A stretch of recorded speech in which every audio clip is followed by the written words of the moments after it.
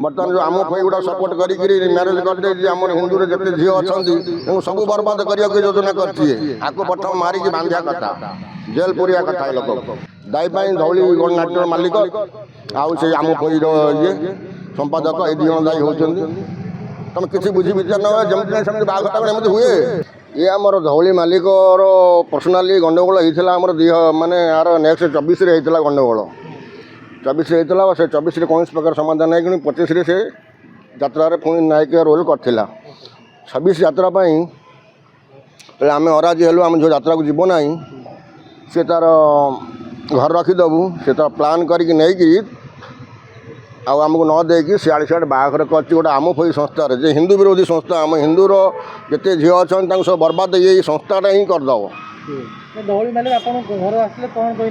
सी आम कहते आम रिक्स नौ आम रिक्स आनी तुम घर छाड़देबू कि एपर्तंत आम झील देखा ना सी आसते 11 तारीख 11 को आसते 11 कथा होकर गले 11 गंडगोल स्टार्ट है छतिया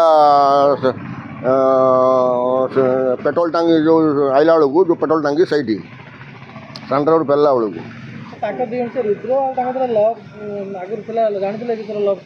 किसी लव नाला हठात कि कर दिखाई यात्रा पार्टी बंचा ये सब करमर धौली प्रयोजक विश्वजित राज घोड़ा बेपारी ना आमको जन ना लुचेक तो नहीं गला से जाइए 11 तारीख रात से 11 तारीख कहीकि नहीं आउ फेरी ना आम झील आज जाके नहीं से दिन में आसते दिन में आसी 2 घंटा 3 घंटा आलोचना कलापर आम कथा छिंडला तुम आम झील को नहीं आम घर छाड़ नेक्स्ट इयर को आम कौन कथबार्ता कर योजना करवा क्यों सी तो नहीं एकात्र नहीं जाई आम फई गोटे संस्था को धरिकी बाहर कर यात्रा पार्टी बंचा लोक बंचा किसी आम कथबार्ता है ना हाँ सी गोटे रज क्वीन मास्टर गोटे बीटेक इंजीनियर से खराब काम करनी भ्रष्ट कर दिखाई भ्रष्ट कर दिखाई ये सब कम कराऊँ यात्रा पार्टी बंचा हूँ मूल लक्ष्य शुणा को टाइम ना 2 दिन भितर सब घटना घटी आम काली खबर पाइलु जो नेट्रे देमती बाघर है कोई बाघर हम आम कहीं आम हिंदू विरोधी करी सब जी बाघर करम फई आम मान देश में जिते झील अच्छा ओडिशा इंडिया ये सब बर्बाद करदेव ये आम फई संस्था किसी ना बाघर ये केमती बाघर हो पार आम फई की मानने बांधार कथा तू कमी ये सब हिंदू विरोधी काम कर थाना फास्ट कंप्लेन से मालिक ना मालिक आम झील को नहीं फेरे ना से है आमर 11 तारीख ठूँ आम देचु ना नहीं से 13 तारीख सका थाना वाला कौन नहीं आम जानू आम खाली पचारू ना आम सब खोजुचु ये करूँ तापर मु चीफ मिनिस्टर को जनई ग्रीवांस से सब देखते डीसीपी ऑफिस की पठे कागजटा मुझे जानी आउ कि जानी मालिक साथ जोगाजोग मालिक फोन उठाऊ ना ना झील संगे जोगाजोग आमर ना ना हाँ तो शुणा हो बाहर किंतु से सबूर आम मतलब ना मतलब हूँ यात्रा पार्टी बंचा से मो झीर बर्बाद मो घर इज्जत ये सबूर आम जानी से जो धौली मालिक आम फईर जो संपादक ये 2 जन हूँ मुख्य दायी बर्तमान जो गंडगोल मालिक थिला दायी थिला बर्तमान जो आम फई गुड़ा सपोर्ट करी मैरेज करदे आम हिंदू जिते झील अच्छा सब बर्बाद करने की योजना करके प्रथम मारिकी बांधिया कथा जेल पुरिया कथा लोक आम फईर आज्ञा कमी स्वीकार करी असंभव कथा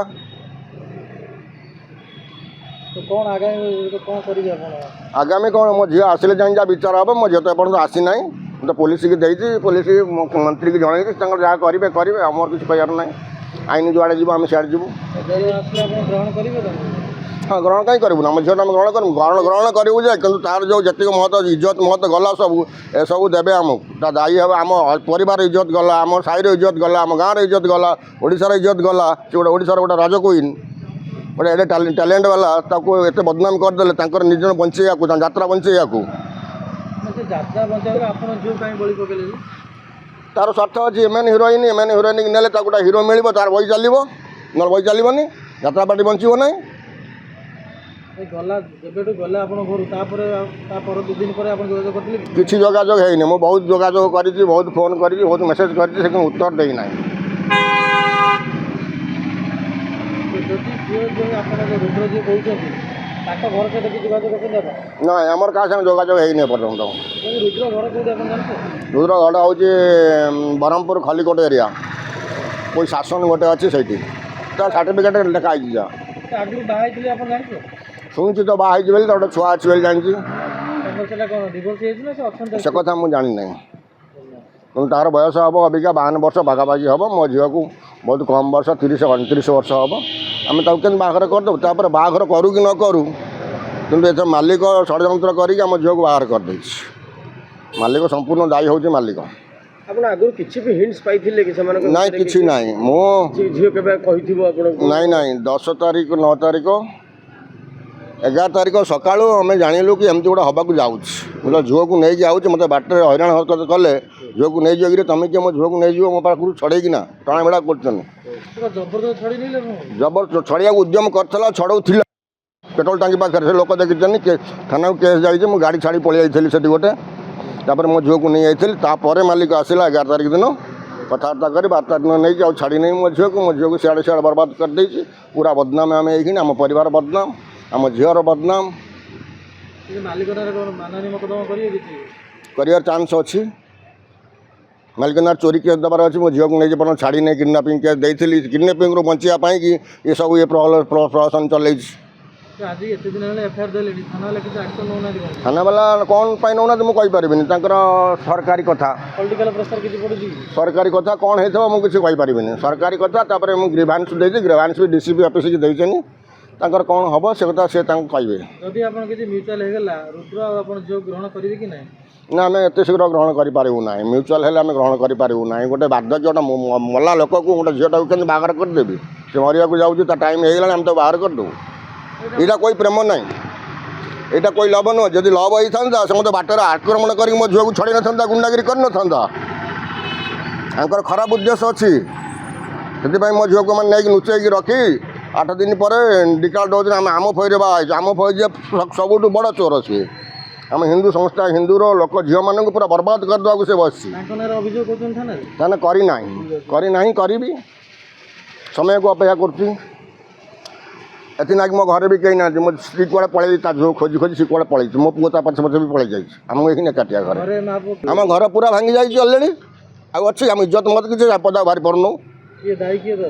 ଦାୟୀ ପାଇଁ ଧଉଳି ଗଣନାଟ୍ୟର ମାଲିକ ଆଉ ସେ ଆମ ଫଇର ସମ୍ପାଦକ, ଏଇ 2 ଜଣ ଦାୟୀ ହେଉଛନ୍ତି। ତୁମେ କିଛି ବୁଝି ବିଚାର ନ ହୁଏ, ଯେମିତି ନାହିଁ ସେମିତି ବାହାଘରଟା କ'ଣ ଏମିତି ହୁଏ? ବାହାଘର ଏମିତି ହୁଏ କି? ସମ୍ପାଦକ ତା ମନକୁ ଗୋଟେ ସଂସ୍ଥା ଖୋଲି ବସିକିରି ବାହାଘର କରିଦେଲି। ଆଉ ମିଡ଼ିଆ ତ ଅଛି, ଦେଖେଇଦେବାକୁ ଦେଖେଇଦେଲି। ଏରା ସବୁ କ'ଣ ଗୋଟେ ପ୍ରହସନ ନାହିଁ? ତା ନାଁରେ କେସ୍ ହେବ। ଆଗାମୀ 2-4 ଦିନ ଭିତରେ ମୁଁ ଯୋଜନା କରିବି।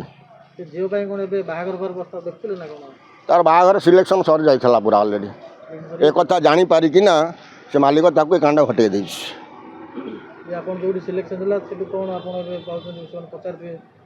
ସେ ଆଉ କ'ଣ ବାହା ହେବେ? ଏତେ ବାହାରିଲାଣି, ଆଉ ସେ କ'ଣ ବାହା ହେବେ? ସେ କ'ଣ ଆମେ ବାହା ହେବୁନି। ପୁରା ଫାଇନାଲ୍ ହେଇଥିଲା। ସେ ବାହା ହେଇଥାନ୍ତା। ଆଉ ମାନେ ଏଇଟା ଆମର ବାହା ମାସ, ମୋର ବାହା ମାସଟା। ଆକୁ ଦେଖିକିରି ଆମେ ଆର ମାସକୁ ବାହାର କରିଥାନ୍ତୁ କି ତା ଇଏ କରିଥାନ୍ତୁ। ତ ଏଇଟା ବନ୍ଦ ହେଇଗଲା ଆଉ କ'ଣ।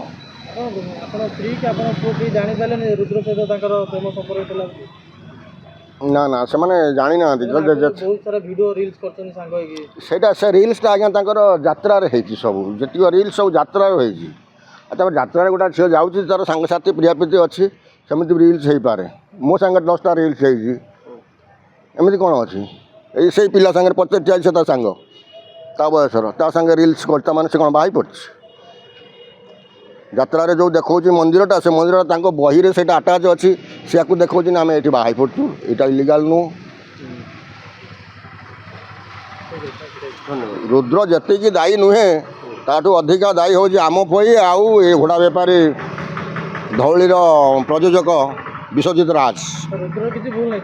ରୁଦ୍ରର ଭୁଲ କି ଆମେ କହିପାରିବୁନି। ଆମ ଝୁଅକୁ ଇଏ ନେଇଛି, ଆମ ଝୁଅକୁ ଦେବାକୁ ଇଏ ବାଉଣ୍ଡ ରହୁଛି, ଆମେ ତାକୁ କାହିଁ କହିବୁ ରୁଦ୍ରକୁ? ରୁଦ୍ର XYZ ରୁଦ୍ର କିନ୍ତୁ ଆକ୍ରମଣ କରିଥିଲା ମୋତେ ଫାଷ୍ଟ, ମୋ ଝୁଅକୁ ଛଡ଼େଇଥିଲା। ମୁଁ କଥା ମାଲିକକୁ କହିଲି, ମାଲିକ କହିଲା ନାହିଁ।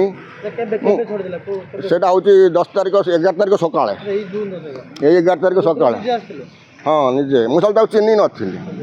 ହଠାତ୍ ତାପରେ ତା ନାଁ ଖୋଜାଖୋଜି କଲା, ତା ନାଁ ଅମକ। ମୁଁ ସେଟା ମାଲିକକୁ ଖବର ଦେଲି, ତା ମାଲିକ ଆସିଲା ପରେ କହିଲା ମୁଁ ବୁଝିବି, ତମେ କିଛି ବ୍ୟସ୍ତ ହୁଅନି। ବୁଝିଲା ପରେ ସେ ଝିଅକୁ ନେଇ ଯାଇଛି ଆଜି ଯାକେ ଫେରିବାକୁ ନାହିଁ। ଆଉ କ'ଣ କରିବା?